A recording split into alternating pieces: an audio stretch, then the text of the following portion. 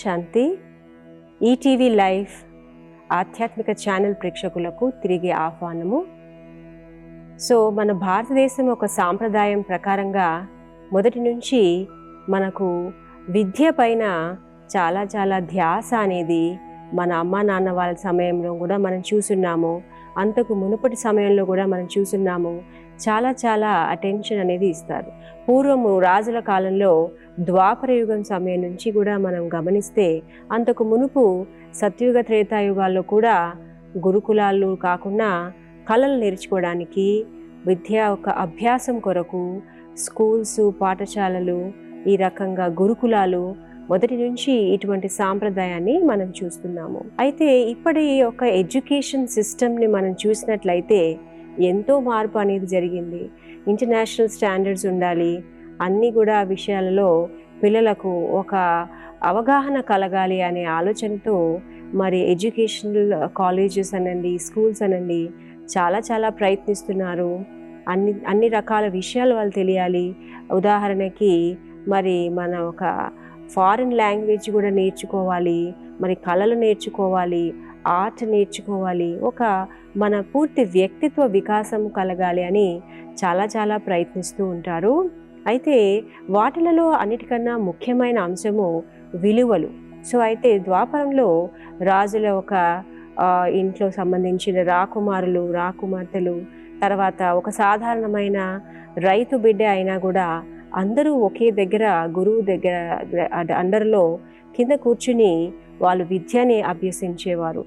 అక్కడ ఏమిటి నేర్పించడం జరిగింది చూడండి, మనలో అహం ఉండరాదు. నేను ఫలానా రాజు సంతానాన్ని, నాకేమిటి తక్కువ, ఇలా కాకుండా మన ఆంతరికంలో ఒక సమానత అనే భావం ఉండాలి.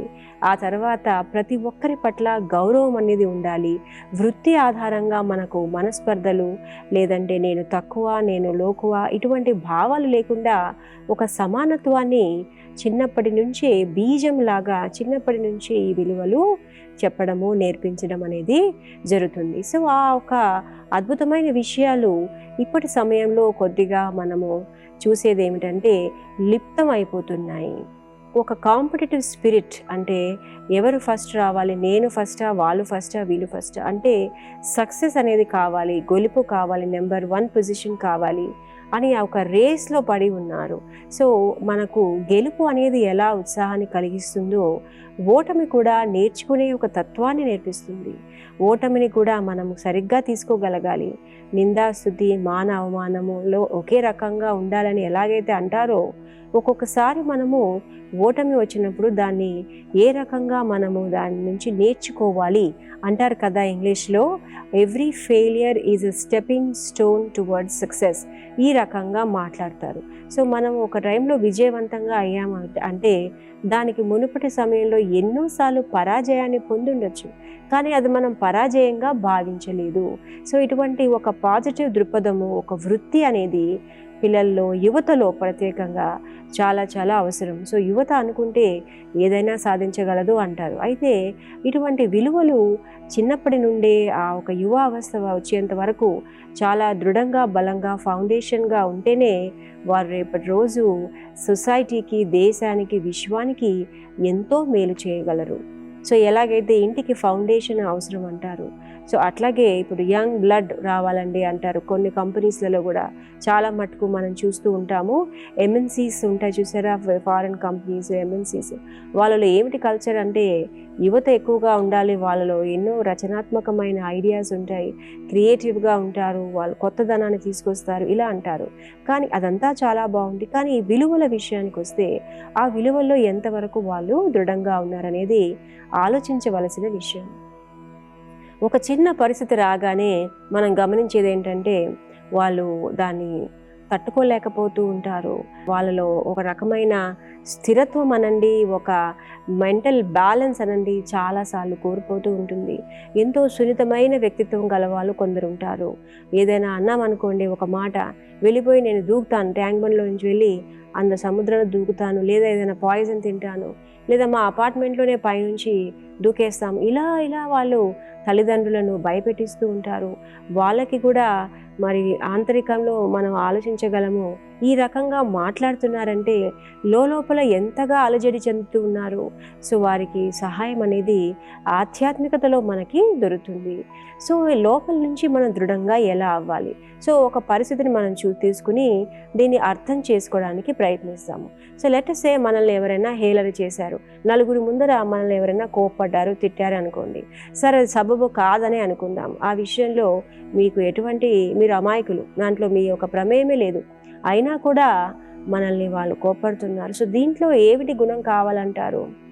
చాలా మటుకు యువత ఏం ఫీల్ అవుతారు, నేను ఎంత ఇన్సల్ట్ చేసేసారు నన్ను, నేను నా ముఖాన్ని చూపించలేను. ఇప్పుడు ఇక్కడ ఎవరైతే ఉన్నారో వాళ్ళతో ఎవరితో కూడా నేను ముందర రాలేను, మాట్లాడలేను, నన్ను ఇట్లా అన్నారు, నన్ను అట్లా అన్నారు, ఈ రకంగా ఆలోచిస్తారు. అయితే వాస్తవికంగా ఆధ్యాత్మికత ఏం చెప్తుంది? పరిస్థితిలో మనం ఎలా ఉండాలి? సహనంగా, ఓర్పుగా ఉండాలి. పేషెన్స్ అనేది కావాలి. సో పేషెన్స్, ఓర్పు ఉన్నప్పుడు ఏమవుతుంది? విషయం అనేది అర్థమవుతుంది. చూడండి, ఈ నలుగురి ముందర ఎవరి ముందరైతే మనల్ని ఇన్సల్ట్ చేశారో వాళ్ళు రోజంతా మన గురించి ఏమన్నా ఆలోచిస్తారా? వాళ్ళకు మాత్రం వేరే పనులు లేవా? అయితే రోజంతా కూడా మన గురించే వాళ్ళు ఆలోచిస్తారు. నన్ను ఇలా అన్నారు కాబట్టి వాళ్ళ ముందర నా ఇన్సల్ట్ అయిపోయింది, నా విలువ తగ్గింది, ఇలా అనుకోవడం అనేది సమయం అనేది వేస్ట్ చేసుకోవడం అని చెప్పాలి. కానీ యువత అలా ఆలోచించటం లేదు కదా. పర్వాలేదు అని వాళ్ళు దాన్ని ఎగరగొట్టడం లేదే. వారు దాని లోపలికి సూటిగా హృదయం లోపల వరకు తీసుకెళ్ళిపోతారు. తర్వాత మళ్ళీ ఇతరుల విషయం వదిలేసేయండి, వాళ్ళే ఆ విషయాన్ని మళ్ళీ చిత్రించుకుంటూ ఉంటారు.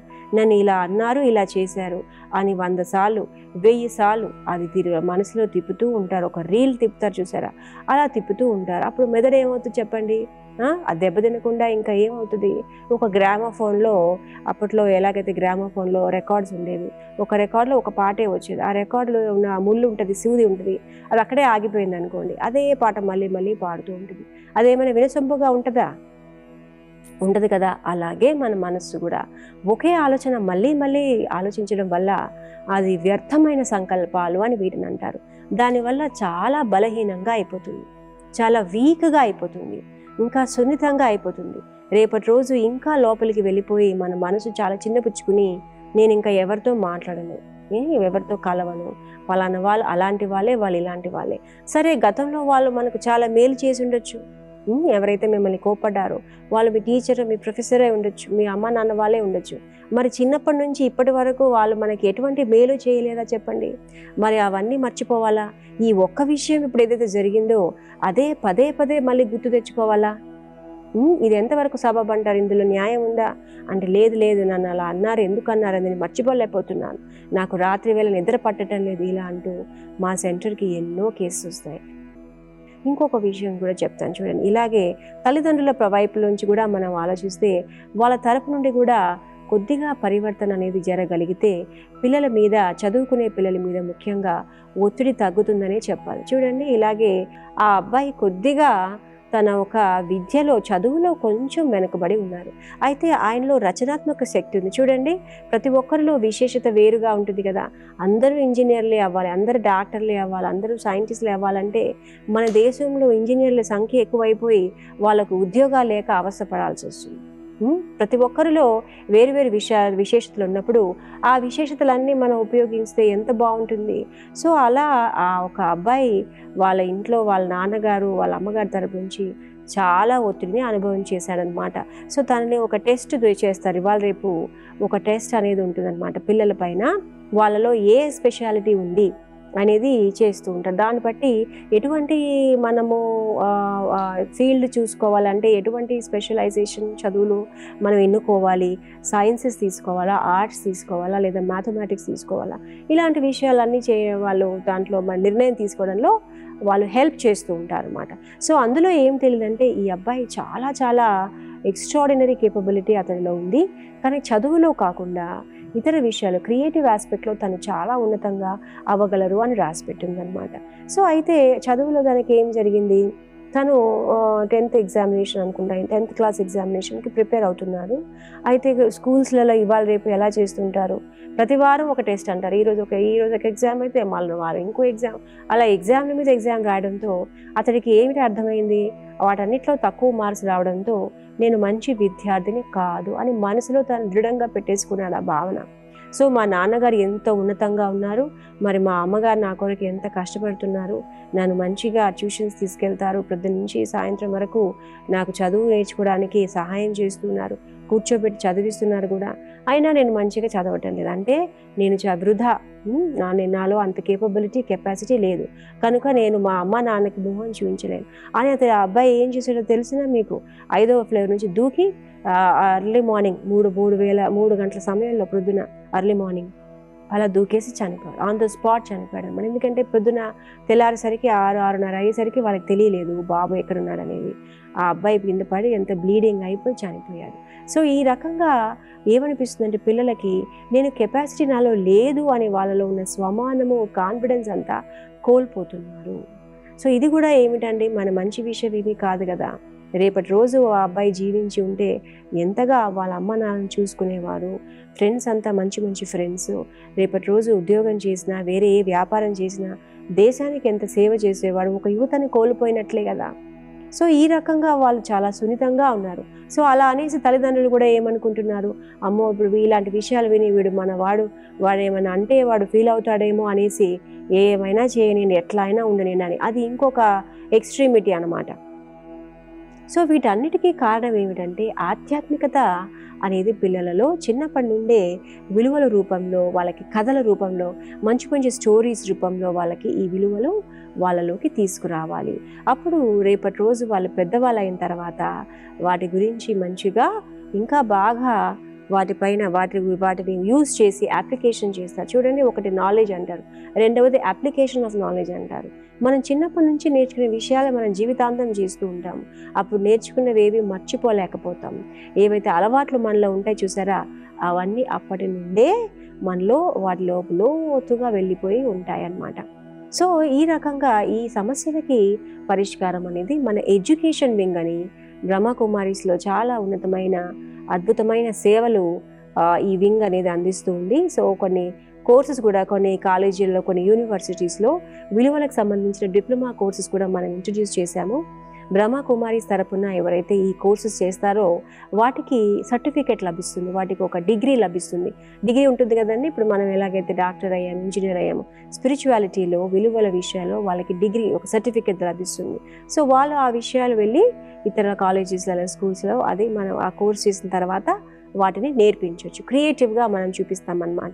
ఇలా వర్క్షాప్స్ చేస్తూ, చిన్న చిన్న ప్రెజెంటేషన్స్ చేస్తూ, స్కిట్స్ అంటారు, చిన్న చిన్న ఏమంటారు వాళ్ళకి ఇలా నాటకాల్లాగా స్కిట్స్ వేస్తారు కదా, షోస్ లాగా చేస్తూ విలువలని ఎలా నేర్పించాలనేది నేర్పిస్తారు. ఎందుకంటే పిల్లల్లో చాలా కేపబిలిటీ ఉంది. ఈ మధ్య ఉన్న పిల్లలు అని అనలేం, వాళ్ళు పెద్దవాళ్ళ లాగానే వాళ్ళు అన్ని విషయాలు గ్రహించగలరు, అర్థం చేసుకోగలరు. ఈ సమయం అనేది అలా నడుస్తుంది కనుక వాళ్ళని చిన్నతనం నుండే అన్ని విషయాల గురించి వాళ్ళకి అవగాహన ఈ ఇంటర్నెట్ వల్ల, ఏమంటారంటే సోషల్ మీడియా వల్ల ఎక్కువ ఉండడం వల్ల వాళ్ళకి ప్రతి విషయం సంబంధించి ఒక అభిప్రాయం, ఒక ఒపీనియన్ అనేది ఉంటుందన్నమాట. కనుక మనం విలువల వాళ్ళకి తప్పకుండా నేర్పించడము అవసరము. ఇంత ఇన్ఫర్మేషన్ ఓవర్లోడ్ అంటారు, ఎటు చూసినా కూడా వాళ్ళ బట్టి మొబైల్ పట్టుకుంటే అన్ని అవసరమైనవి అనవసరమైనవి అన్నీ చూసేస్తూ ఉంటారు, దాని గురించి అభిప్రాయం ఏర్పరచుకుంటూ ఉంటారు. సో ఇలా మనకి ఏదైతే అవసరం ఉందో దాన్ని మనం చూడాలి. ఉన్న విషయాలన్నీ కూడా మనము చూస్తే అప్పుడు మన మనసు అనేది ఎలా అయిపోతుంది, ఎక్కువగా ఇన్ఫర్మేషన్ ఓవర్లోడ్ అయిపోవడం వల్ల పిచ్చి వాళ్ళు అయిపోతాం అనమాట. ఒకనొక రోజు అదే జరుగుతుందేమో అని మాకు అనిపిస్తుంది. సో కనుక ఏదైతే అవసరం అదే, ఇప్పుడు ఉదాహరణకి మన ముందర ఎన్ని రకాల రెసిపీస్ పెట్టారు, ఎన్ని రకాల వంటకాలు పెట్టారనుకోండి, అన్నీ తింటే ఎలా అవుతుందండి? మనకు అందులో ఏదైతే ఇష్టమో, ఏదైతే సూట్ అవుతుందో అదే మనం తీసుకోవాలి. ఇన్ని రకాలు పెట్టారు కదా, 36 రకాలు, 52 రకాల భోజనాలు, విందు భోజనాలు పెట్టాము. ప్రతి ఒక్కటి మనం తినుకుంటూ పోతే ఇంకా ఏమైనా ఉందా? మనకు మరి స్టమక్లో ప్రాబ్లమ్స్ అవుతాయి కదా. అలాగే ప్రపంచంలో ఎన్నో రకాల ఫీల్డ్స్ ఉన్నాయి, ఎన్నో రకాల విద్యలు ఉన్నాయి, ఎన్నో రకాల ఎడ్యుకేషన్స్, ఇన్ఫర్మేషన్స్ ఉన్నాయి. అవన్నీ మనం మనసులో పెట్టుకుంటే మన మనసే పాడైపోతుంది, మెదడు ఖరాబ్ అయిపోతుంది. ఎలాగైతే కంప్యూటర్లో ఎక్కువగా మనం వేసామనుకోండి, ఎక్కువ విషయాలు పెట్టినాకుంటే పెట్టి ఒకరోజు అది ఒక హ్యాంగ్ అయిపోతుంది, ఉన్న విషయాలన్నీ కూడా అందులో డిలీట్ అయిపోతాయి. అప్పుడు ఏమిటి ప్రయోజనం చెప్పండి? సో కనుక మనకి ఏదైతే అవసరమో అది దాన్ని మనం తీసుకుని దాంట్లో ఎక్స్పర్టీస్ అవ్వాలి. సో ఇలా మనం చెప్తూ ఉన్నాము, కానీ అది కంట్రోల్ అనేది అవసరం కదండి. ఫలానా విషయం నాకు అనవసరము, ఇది మనం చూడకూడదు అనుకోవడానికి ఒక కంట్రోల్, ఒక విచక్షణ అవసరం. అదే మనకు మెడిటేషన్లో చాలా బాగా వస్తుంది. ఇది రైట్, ఇది రాంగ్, మనం ఇది చేయకూడదు, ఇది చేస్తే ఏమవుతుంది, కర్మల గుహ్యత అనే ఒక అంశంలో అది మనం ఇంకా లోతుగా మనం కవర్ చేద్దాము. మనం ఏది చేసినా అది ఊరికే పోదు, దాని ఒక ప్రతిఫలము, దానికి ఒక రిజల్ట్ అనేది తప్పకుండా ఉంటుంది. ఆ విషయాన్ని కూడా మనం ఫ్యూచర్లో చర్చిద్దాం. సో ఇలా ఎడ్యుకేషన్ వింగ్ ఏదైతే ఉందో అన్ని స్కూల్స్లలో, కాలేజెస్లలో మనము వాల్యూస్, విలువలని ఇంట్రడ్యూస్ చేస్తూ ఉంటాం అన్నమాట. నెలకు ఒక క్లాసు, వారానికి ఒక క్లాసు, ఇలా సెంటర్స్ అటాచ్డ్ ఆ ప్లేసెస్లలో ఉన్న సెంటర్స్ దగ్గరలో ఉన్న స్కూల్స్, కాలేజెస్ తప్పకుండా బెనిఫిట్ తీసుకోగలరు. వాళ్ళు బ్రహ్మకుమారి సెంటర్స్కి వెళ్ళి మా పిల్లలకి విలువలకు సంబంధించిన ఒక సబ్జెక్ట్ పెడతాము. మోరల్ సైన్స్ అని మాకు చిన్నప్పుడు ఒక క్లాస్ ఉండేది. ఆ క్లాసులో ఈ విలువలు నేర్పించడము, వాటిలో అలా ఇంట్రడ్యూస్ చేసుకుని బెనిఫిట్ తీసుకోగలిగితే చాలా అద్భుతంగా ఉంటుంది. ఆ తర్వాత ప్రత్యేకంగా స్వచ్ఛందంగా పిల్లలకు ఇంట్లో నుంచే వాళ్ళు రావాలనుకుంటే ప్రతి సంవత్సరము చిల్డ్రన్స్ క్యాంప్ అని కూడా మనం చేస్తామన్నమాట. చిల్డ్రన్స్ క్యాంప్లో రకరకాల విషయాలు, వాళ్ళకి వ్యక్తిత్వ వికాసానికి సంబంధించిన రకరకాల విషయాలు నేర్పిస్తాం. వాళ్ళకి కళలు, పెయింటింగ్స్, డ్రాయింగ్, సింగింగ్, డాన్సింగ్ అన్నీ అవసరం కదండి ఆ వయసులో. సో అలా తర్వాత తోటి విద్యార్థులతో ఎలా ప్రవర్తించాలి, ఒకవేళ మన తోటి విద్యార్థులకు ఏదైనా సమస్య వచ్చింది, వాళ్ళ పట్ల ఏ రకంగా ఉండాలి. చూడండి, ఇప్పుడు ఇంకొక విషయం మనం ఏం గమనిస్తున్నామంటే, స్కూల్ అయిపోగానే కాలేజీకి వచ్చేసరికి సడన్గా వాళ్ళకి ఎంతో స్వేచ్ఛ లభిస్తుంది. మంచి స్కూల్స్లో, కాలేజెస్లో వేయాలనేసి అవి దూర దూర ప్రదేశాల్లో ఉండడం వల్ల హాస్టల్స్లో పిల్లలు ఉంటుంటారు. హాస్టల్స్లో ఏమవుతుంది, రకరకాల వ్యక్తిత్వం గల, రకరకాల బ్యాక్గ్రౌండ్ ఊర్ల నుంచి అలా వచ్చి ఒకే దగ్గర వాళ్ళు హాస్టల్లో ఉంటున్నారు. సో అప్పుడు ఏమవుతుందంటే చాలా మటుకు మన సెంటర్ కూడా ఇటువంటి కేసెస్ వస్తూ ఉంటాయి. వాళ్ళు అడ్జస్ట్ అవ్వలేకపోతున్నాము, మా రూమ్మేట్స్తో అడ్జస్ట్ అవ్వలేకపోతున్నాము, హాస్టల్లో ఒకే హాల్లో లేదా ఒకే రూమ్ షేర్ చేసుకుంటారు, లేదా ఒకే స్టడీ ప్లేస్ షేర్ చేసుకుంటూ ఉంటారు. దాంట్లో మాకు చాలా సమస్యలు ఉన్నాయని పిల్లలు ఏం చేస్తుంటారు, వాళ్ళ అమ్మ నాన్న వాళ్ళతో వాళ్ళు చెప్పలేకుండా మేము హాస్టల్కి వెళ్ళాము, కాలేజీకి వెళ్ళాము అంటే ఎందుకు వెళ్ళరు, ఎంత ఖర్చు పెట్టి మిమ్మల్ని హాస్టల్లో పంపిస్తూ ఉంటే, ఎంత కష్టపడి మరి మంచి కాలేజీలో పెడుతుంటే మీరు వెళ్ళటం లేదు అంటే వాళ్ళకి ఉన్న సమస్యలు వాళ్ళ అమ్మ నాన్న వాళ్ళతో చెప్పలేకపోతారు, వాళ్ళు వరీ చేస్తారు అని ఇలా మరి అనుకుంటూ ఉంటారు. సో అయితే ఇలాగే మా సెంటర్కి ఇట్లాగే వాళ్ళ అమ్మ నాన్న వాళ్ళు తీసుకొచ్చారనమాట ఆ పాపని. తనకి ఏమైపోయిందంటే ఒత్తిడి అయిపోయింది. ఇప్పుడు ఈ విషయాలు, హాస్టల్లో చూసిన విషయాలు మమ్మీ డాడీకి చెప్పాలా వద్దా అని లోపల ఆ విషయం పెట్టుకుని సతమతం అయిపోయి ఆహారం సరిగా తీసుకోక రాత్రి వేళ నిద్ర రాక తనకి స్టమక్లో, బాడీలో ప్రాబ్లమ్స్ వచ్చేసాయి, స్టమక్ ఇష్యూస్. సో డాక్టర్స్ ఎంతగా తన పైన ఎక్స్రేస్, ఇవి స్కాన్స్ తీసి ఎక్కడ ప్రాబ్లం ఉంది, ఇది యుక్త వయసు సంబంధించిన ప్రాబ్లమా లేదా వంశపారంపర్యంగా ఏమైనా సమస్య వస్తుందా అంటే ఏది తేలటం లేదు. లోపల అంతా బాగానే ఉంది, స్టమక్లో ఏం ప్రాబ్లం లేదంటారు డాక్టర్స్. మరి తీరా చూస్తుంటే ఆ అమ్మాయి కూడా ఏం చెప్పలేకపోతుంది. సో ఒకానొక రోజు మా సెంటర్కి వచ్చినప్పుడు మా సిస్టర్స్ కూర్చుని ఇలాగే జనరల్గా మాట్లాడారు. హాస్టల్ బాగుందా, అంతా ఎలా నడుస్తూ ఉంది, ఇలా మరి కొంతమంది వేరు రకాల నేచర్ వాళ్ళు వస్తూ ఉంటారు కదా. సో ఈ ఒక విషయాలు మీ అమ్మ నాన్న వాళ్ళకి ఏమీ తెలియదు, జస్ట్ ఫ్రెండ్లీగా మనం మాట్లాడదాము. సో ఇలా నేను చిన్న ఉన్నప్పుడు మా హాస్టల్లో ఇతర భాష వాళ్ళు వచ్చేవాళ్ళు, వాళ్ళకి మన భాషే అర్థం కాదు. సో మనకి అంటే ఏ జాతి ఆ జాతి ఇలా అనుకునేవాళ్ళు. సో డిస్కంఫర్ట్గా మనం ఫీల్ అయ్యేవాళ్ళం. ఇలా చెప్తూ ఉంటే ఒకేసారి ఆ అమ్మాయి ఎలా మాట్లాడడం మొదలుపెట్టిందంటే 1 గంట సేపు తను మాట్లాడిందనమాట. హాస్టల్లో తనకున్న సమస్యలు ఏంటి, ఆ విషయాల వల్ల తను ఎలా ఒక షాక్లోకి వెళ్ళిపోయింది. ఆ షాక్ అనేది వెళ్ళిపోయినప్పుడు అది మన బాడీ మీద ప్రభావం చూపుతుంది కదండి. సో ఏమిటి ఆ షాకు, హాస్టల్లో వాళ్ళంటే 10 మంది ఒకే హాల్లో ఉంటారు, 2 బాత్రూమ్స్ ఉంటాయి, అందరూ ఏమిటి అవన్నీ ఒకరి తర్వాత ఒకరు వాళ్ళు షేర్ చేసుకోవాలి. సో అయితే తనతో పాటు ఉన్న అమ్మాయట, తనకి ఆ సమయంలో వాళ్ళు ఆ ఏజ్ అనండి ఏదైనానండి ఇంటర్మీడియట్ విషయం అనుకుంటాను. సో అయితే తనకు ఒక బాయ్ ఫ్రెండ్ ఉన్నాడనమాట. సో ఆ అబ్బాయి ఏమంటున్నాడు, నువ్వు అసలు వేరే అమ్మాయి ఉంది, ఆ అమ్మాయి కన్నా నువ్వు అసలు అందంగా లేవు, నువ్వు అసలు మంచిగా లేవు, మరి ఇప్పుడు నేను ఈ యొక్క రిలేషన్షిప్ అనేది నేను కంటిన్యూ చేయలేను. చూసారా ఎలాంటి విషయాలు. సో అయితే ఇలా మరి కాబట్టి నేను ఆలోచించి ఒక 1 మంత్ అయిన తర్వాత ఏమిటి ఎలా అనేది ఆలోచించి నేను చెప్తాను. మన ఇద్దరం ఇప్పుడు ఫ్రెండ్షిప్ అనేది మనం బ్రేక్ చేయాల్సి వస్తుంది. ఇలాంటి విషయాలు ఆ అమ్మాయితో జరుగుతున్నాయి అన్నమాట. సో ఈ యొక్క మా సెంటర్కి వచ్చిన పాపతో ఈ అమ్మాయి రూమ్ అనేది షేర్ చేసుకుంటున్నారు. ఓకే. సో తను ఏంటంటే సతమతం అవుతోంది. ఈ అమ్మాయితో చెప్పాలని, షేర్ చేసుకోవాలని షేర్ చేసుకుంటాను. సో ఒక టైంలో ఏం జరిగింది, తను ఆ ఒక ఒత్తిడి, ఆ ఒక రిలేషన్షిప్ ప్రాబ్లం తట్టుకోలేక బాత్రూంలోకి వెళ్ళి తను బ్లేడ్తో నరాలన్నీ కట్ చేసుకుని అందులో పడిపోయి ఉందన్నమాట. వీళ్ళు ఇంకా వాష్రూమ్లోంచి రావట్లేదు ఏంటా అనేసి అది కొట్టి చూస్తే తను స్పందించడం లేదు ఆ అమ్మాయి. వాళ్ళు రూమ్ బ్రేక్ చేసి చూస్తే మధ్యరాత్రి 2 గంటల సమయం అన్నమాట ఇలా చేసింది ఆ అమ్మాయి. సో ఆ రూమ్ తీస్తే అప్పుడు ఆ రూమ్లో ఆ అమ్మాయి అలా పడిపోయి ఉంది. వీళ్ళకి చిన్నపిల్లలు కదండి, వాళ్ళు కూడా ఇంటర్మీడియట్ అంటే మీరు ఆలోచించండి, 10th పూర్తి చేసి మరి అప్పుడే వెళ్ళారు. సో అలా వెళ్ళేసరికి అక్కడంతా కూడా మరి ఆ అమ్మాయి ఆ రక్త ప్రవాహంలో ఉంది. చూసిన వాళ్ళు అమ్మాయిలు షాక్ అయిపోయి కొందరు తల అలా స్పృహ తప్పి పడిపోయినారు. ఆ సమయంలో వాళ్ళ వార్డెన్కి వాళ్ళు విపరీతమైన ఫోన్ కాల్స్ చేస్తున్నారు. మధ్యరాత్రి ఎవరు మేలుకుంటారు చెప్పండి? వాళ్ళ వార్డెన్ కూడా ఆవిడ లేడీ ఉన్నారనుకుంటా, ఆవిడ ఫోన్ ఎత్తలేదు. ఆ పిల్లలు ఏదో న్యూసెన్స్ ఏదో గొడవలు చేసుకున్నారేమో, పొద్దున్న చూసుకుందామని ఆవిడ అనుకున్నారట. సో ఆ ఒక షాక్లో, ఆ వరిలో ఇప్పుడు ఏం చేయాలి, తన స్పృహ తప్పిపోయింది, మరి ఉంటుందా లేదా భయానికి వాళ్ళు వార్డెన్కి వదిలేసి నలుగురు పిల్లలు ఆ అమ్మాయిని తీసుకెళ్ళి వాళ్ళకి హాస్పిటల్ ఎక్కడుందో అర్థం అవ్వటం లేదు. వాళ్ళ అమ్మ నాన్న వాళ్ళకి ఫోన్ చేస్తున్నారు.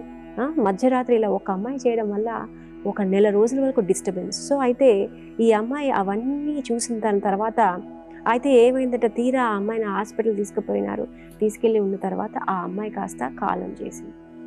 సో చనిపోయిందనమాట. ఈ దృశ్యాలంతా తీసుకెళ్ళడము, అలా బాత్రూంలో నుంచి అలా తీసుకురావడం, దాంట్లో అంబులెన్స్ తీసుకెళ్ళడము, హాస్పిటల్లో ఆ అమ్మాయి పరిస్థితి, ఇవన్నీ కూడా ఈ అమ్మాయికి ఫ్లాషెస్ లాగా వస్తుంది. మళ్ళా ఫ్లాష్ అవుతుంది. జరిగిపోయింది.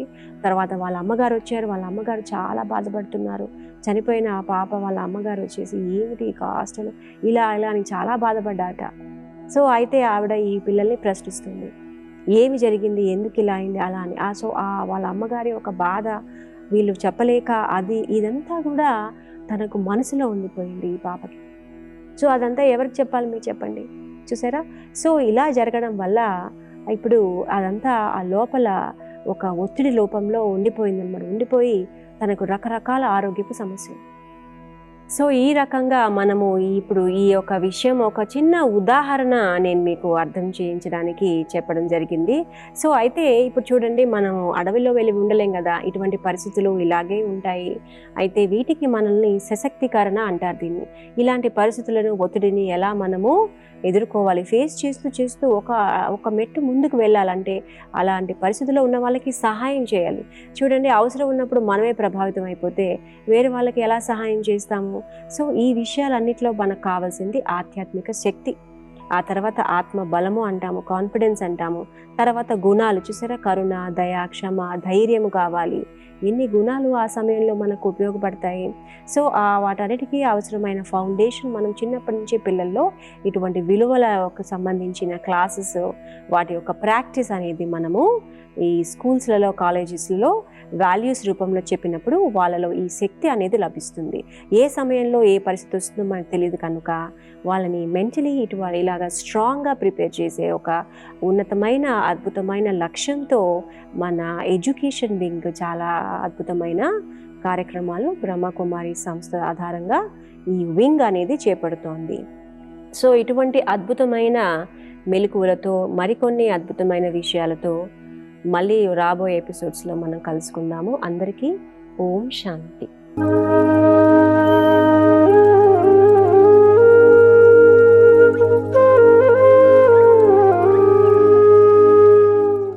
ఈ కార్యక్రమాన్ని తిరిగి చూడాలనుకుంటే www.youtube.com/@ETV Life Spiritual లో చూడవచ్చు.